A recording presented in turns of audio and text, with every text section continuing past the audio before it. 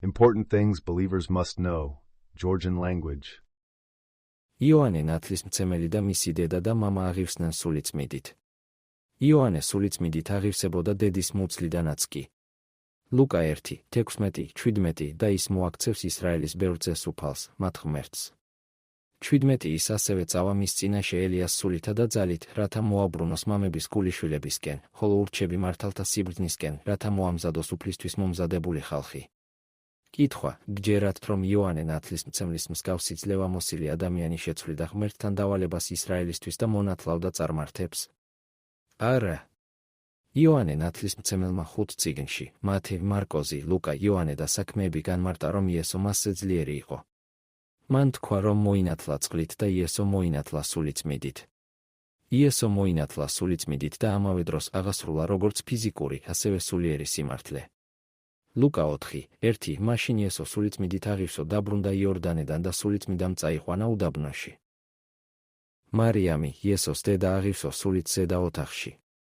საქმეები 1:13-14 და როცა ავიდნენ ზედა ოთახში, სადაც ისხდნენ პეტრე, იაკობი, იოანე და ანდრია, ფილიპე და თომა, ბართლომე და მათე, იაკობი ალფეოსისა და სიმონ ზილოტის ძე და იუდა იაკობის ძე.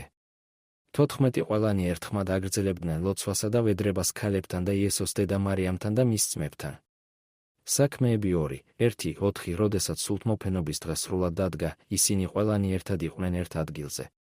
2 და უცებ გაისმა ხმა ზეციდან როგორც ძლიერი ქარი და აავსო მთელი სახლი, სადაც ისინი ისხდნენ. 3 მაშინ ეჩვენა მათ გაყოფილი ენები, როგორც ცეცხლის და თითო დაჯდა თითოეულ მათგანზე. 4 და ყველანი აღივსო სულიწმიდით და დაიწყეს ლაპარაკი სხვა ენებზე, როგორც სული აძლევდა მათ სათქმელს. წარმართები მოინათლნენ სულიწმიდით და აღივსნენ სულიწმიდით, ლაპარაკობდნენ ენებზე. კითხვა: რა დაემართა წარმართებს? ყველა ქრისტიანისა და წმინდანის მოკვლა. ფულის ძალაუფლებისა და კონტროლის გამო, ეგრეთ წოდებულმა ბოროტმა ფიზიკურმა მართალმა მორწმუნეებმა მოკლეს სულიერი მართალი მორწმუნეები მათი პირადი სარგებლისთვის. როგორც ჩანს, პასტორებსა და ლიდერებს არ ესმით ის მდგომარეობა, რომელშიც წარმართები არიან. საქმეები კეთდება ღმერთთან ბრძანებით. ბრძანება ღვთისგან არის იესოსადმი და იესოსგან მოწაფეებისთვის. სწორედ ამიტომ მიეცა დავალება მოწაფეებს მათეს 28:19-ში, წადით და მოწაფეებად მოამზადეთ ყველა ხალხი, მოინათლეთ ისინი მამისა და ძისა და სულიწმიდის სახელით. და იოანე 20:21 იესომ კვლავ უთხრა მათ, მშვიდობა თქვენ და როგორც მამამ გამომგზავნა, მეც გიგზავნით თქვენ. მოწაფეებთან ქრისტიანებთან საუბარი. იესო აგზავნის მოწაფეებს, რომლებსაც უწოდეს ქრისტიანები და წმინდანები. მოწაფე არის ქრისტიანი საქმეების 11:26 და მოწაფეებს პირველად ანტიოქიაში უწოდეს ქრისტიანები. ასე რომ შეიძლება ითქვას, რომ მხოლოდ ქრისტიანებს და წმინდანებს შეუძლიათ მორწმუნეებს ასწავლონ ჭეშმარიტება, რადგან ისინი არიან ჭეშმარიტების სულით. ლუკა 8:9-10 შემდეგ მისმა მოწაფეებმა კითხეს მას და უთხრეს, რას ნიშნავს ეს იგავი. 10 და თქვა, თქვენ მოგეცემათ ღვთის სასუფეველის საიდუმლოებების შეცნობა, დანარჩენებს კი იგავებშია მოცემული, რომ ხედავენ, ვერ ხედავენ და სმენენ, ვერ გაიგებენ. წარმართები, რომლებიც გახდნენ ქრისტიანები და წმინდანები, მოკლეს ასობით წლის წინ, არის გაჭირვებული.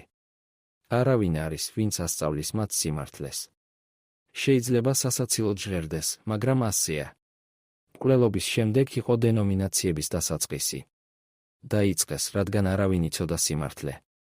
მათ არაფერი იცოდნენ ადამიანის სულიერი ნაწილის შესახებ. მათ მხოლოდ ფიზიკური თაყვანისცემა იცოდნენ, ამიტომ იწყებენ წყალში ნათლობას, რაც ებრაელებისთვის იყო. არ იციან სიმართლე, მწყემსები ასწავლიან ცრუ ინფორმაციას იოანეს 3:16, რადგან ღმერთმა ისე შეიყვარა სამყარო, რომ მისცა თავისი მხოლოდ შობილი ძე, რათა ვინც მას სწამს არ დაიღუპოს, არამედ ჰქონდეს მარადიული სიცოცხლე. ბევრი ამბობს, რომ თუ მიიღებ შენდობას ცოდვის ხსნისთვის, მიიღებ მარადიულ სიცოცხლეს. ეს არ შეესაბამება სიმართლეს. იოანეს 3:16 გულისხმობს იოანეს 3:5 იესომ უპასუხა, ჭეშმარიტად გეუბნებით თქვენ, თუ ადამიანი არ დაიბადება წყლისა და სულისგან, ვერ შევა ღვთის სასუფეველში. წყლისგან დაბადებული ნიშნავს, რომ თქვენ მიიღეთ ქრისტეს სული და სულით დაბადებული ნიშნავს, რომ მიიღეთ ღვთის სული და ჭეშმარიტების სული. ღვთის სამეფო არის მარადიული სიცოცხლე. იოანეს 3:16 და იოანეს 3:5 ორივე ერთსა და იმავე ცნობას გადმოსცემს. ისინი განსაზღვრავენ ჭეშმარიტ ქრისტიანს. თქვენ უნდა გქონდეთ ქრისტეს სული, ღვთის სული და ჭეშმარიტების სული, რომ შეხვიდეთ ღვთის სასუფეველში და გქონდეთ მარადიული სიცოცხლე. მოდიხარ სინათლეში თუ რჩები სიბნელეში.